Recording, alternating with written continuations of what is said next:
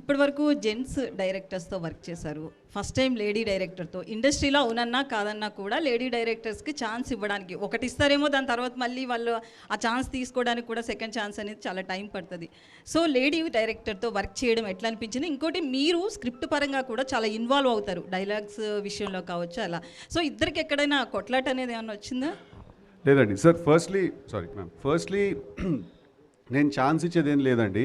తను జర్నీ తనకుంది. తను కాస్ట్యూమ్ డిజైనర్గా, స్టైలిష్గా తను చాలా వర్క్ చేసి, బట్ ఎప్పటి నుంచో తనకు డ్రీమ్ ఉంది. So she took her time and తను కష్టపడి తను రాసుకుని తను సెట్ చేసుకుంది. ఇట్స్ జస్ట్ దట్ మేము ఎక్కడో అలైన్ అయ్యాం అంతే. సో నేను ఛాన్స్ ఇచ్చేది ఏం లేదండి. It's all her hard work and if today she is here is only because of her Perseverance అంతే. అండ్ కొట్లాటలు అంటే అట్లా లేదండి. బికాజ్ నేను నిర్జ వీఆర్ చాలా వెరీ గుడ్ ఫ్రెండ్స్ మేము. సో మేము కొట్టుకున్నా అది ఒక ఫ్రెండ్స్ తిట్టుకున్నట్టే ఉంటుంది. మళ్ళీ ఇద్దరం ఎగ్ పఫ్ తినుకుంటూ చిల్లైపోతాం అనమాట. అలాగా ఎవరు ఎక్కువ కాంప్రమైజ్ అయ్యారు? కాంప్రమైజ్ ఎవరయ్యారు డిస్కషన్స్లో? ఇద్దరం అయ్యాం. తను కొన్ని విషయాలు చాలా స్ట్రాంగ్ ఉండేది, నేను కొన్ని విషయాలు చాలా స్ట్రాంగ్ ఉండేవాడిని. సో మేమిద్దరం ఏం నేర్చుకున్నాం అంటే, లొకేషన్లో ఎప్పుడైనా ఇది ఇలా తీయకూడదా అంటే ఎడిట్కి వెళ్ళాక చూసుకుందాం అని. సో కావాల్సిందైతే తీసేసుకుని వెళ్ళిపోయాము.